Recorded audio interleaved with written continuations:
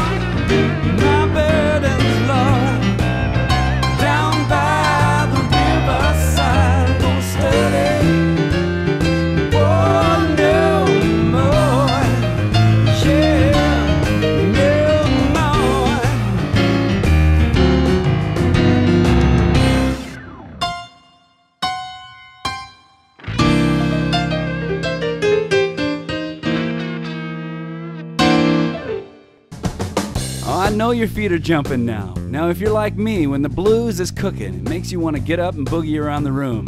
Now in this edition of Blues for Piano and Keyboard, I'm going to teach you exactly what I just played, note for note. So this is going to be quite an extensive lesson.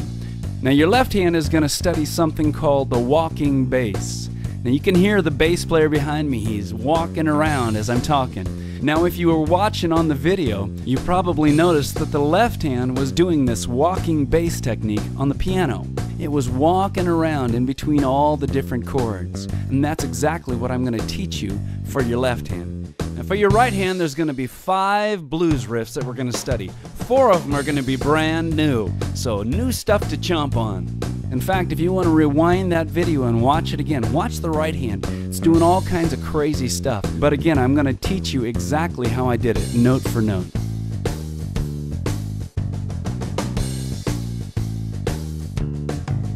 Ooh, that's a lot of stuff to learn, but you're going to really enjoy this lesson. Let's dig in. Now, the left hand has got a sad story. Everybody kind of neglects the left hand, especially in the keyboard world. I've heard so many students say, "Man, I don't know what to do with the left hand. It just kind of sits down there. Just seems kind of useless." But today I'm going to teach you something a little more. Because you see, in blues and gospel music, the left hand is so very important. It drives the music along.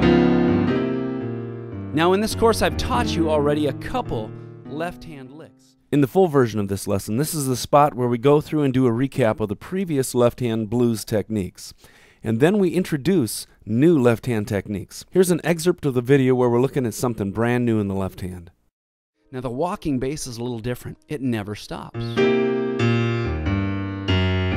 hear that? It's always constantly driving the beat. Always moving between one chord to another. This is a great technique to put in your toolbox. Okay, let's dig in and really study this. Now we're going to talk about options today. When you're studying the left hand walking bass, you've got a lot of options. For instance, let's take a look at the first 2 chords of this song. I'm going to lay down my burdens down by the riverside. What a great thing to do with your burdens. Okay, so you start with the chord C. Gonna lay down, right, my burdens, down to F.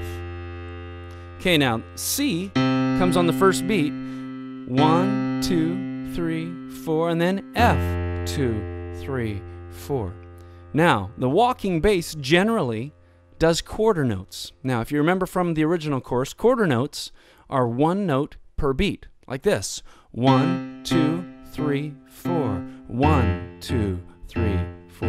Now that actually is the simplest form of a walking bass. Just repeating the note. Now it's not really that interesting, but it's a good place to start. You could start that way. Listen. 1, 2, 3.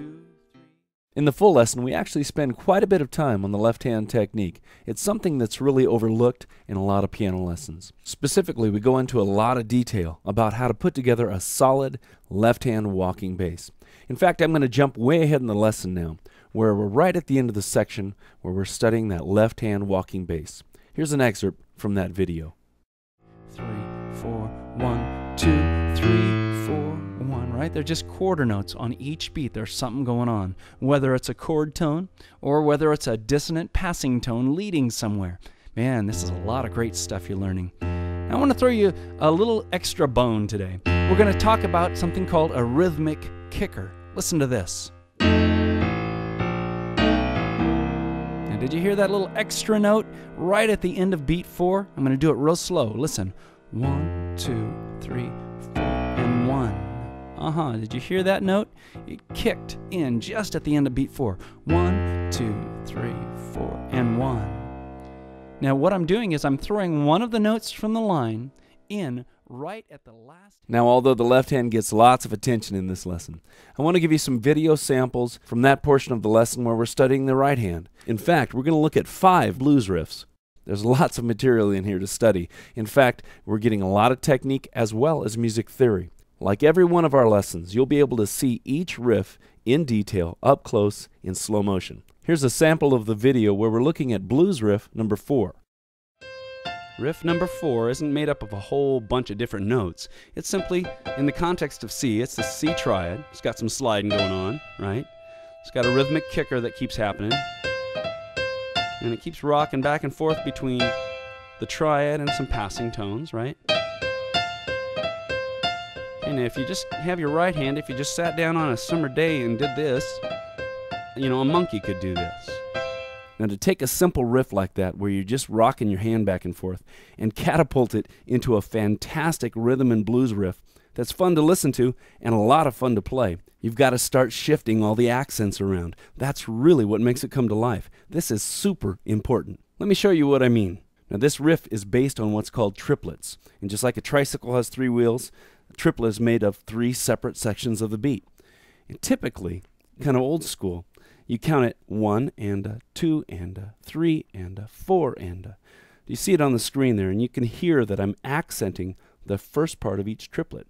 1 and 2 and 3 and 4 and sounds like you're going to waltz Matilda around the room. It really doesn't have much to do with the blues. However, when you start throwing the accents around, it gets kind of crazy in your head, but it really makes for fantastic riffs. Now look on the right side of the screen. You can still see 4 beats.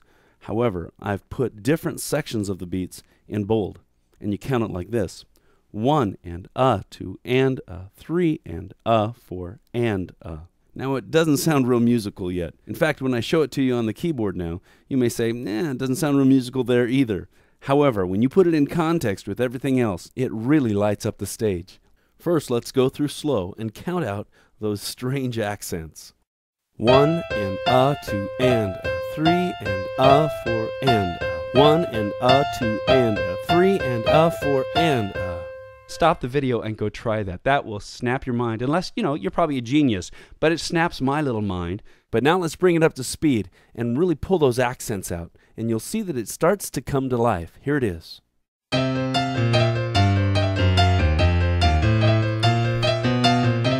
All right, it's starting to come to life. But now let's go a little further. Let's put it in context with the song that we're using in this lesson. Now, the tempo is really cooking.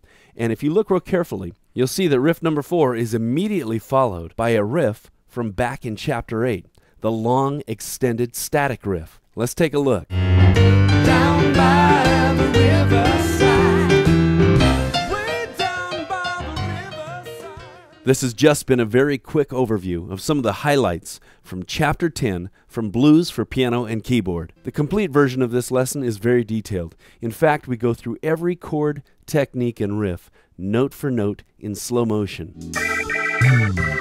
In this website, there's a wealth of online piano and keyboard lessons that you can dig into right away, including this lesson. Before you leave this site, though, would you do us a favor? If these lessons are valuable to you and you'd like to see more, would you just take a minute and leave a comment on the site that you're on right now? Or you can simply rate the video. Either way, it really helps us and enables us to post lessons just like this one.